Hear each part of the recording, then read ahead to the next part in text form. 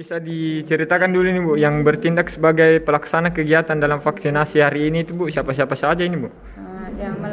Pelaksananya adalah Yayasan Anak Bangsa Berakhlak Mulia bekerjasama dengan PHRI, Perhimpunan Hotel dan Restoran Indonesia, bersama dengan IKMA.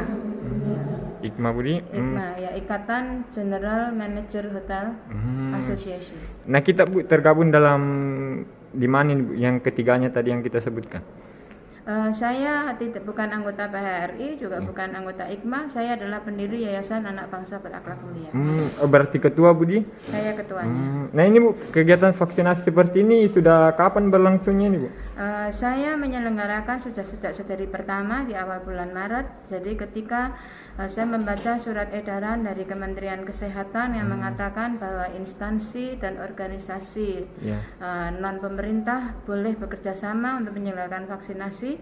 Pada saat itu saya langsung menyurat kepada gubernur dan kepada Kadis provinsi, dan kemudian berkepanjangan tentunya sebagai warga Makassar, bekerjasamanya adalah dengan pemerintah Kota Makassar dan Dinas Kesehatan Kota Makassar. Nah, bahkan pada bulan April yang lalu, bersama dengan Dinas Kesehatan Kota Makassar, saya menyelenggarakan vaksinasi massal yang menciptakan rekor terbanyak sehari. YABM, Yayasan Anak Bangsa Berakhlak Mulia.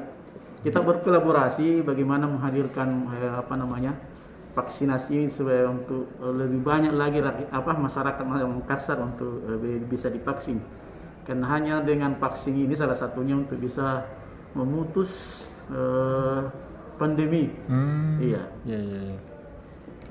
Jadi merasa terpanggil karena kalau vaksin berhasil, pandemi bebas, tentu pariwisata akan meningkat. Makanya kita akan memakai ini namanya wisata vaksin. Karena ada beberapa masyarakat yang menganggap bahwa vaksin ini agak angker sehingga kita pakai kata wisata supaya lebih enjoy. Masyarakat berbondong-bondong dan kita bisa lihat masyarakat sebegitu antusias di dalam pelaksanaan vaksin ini.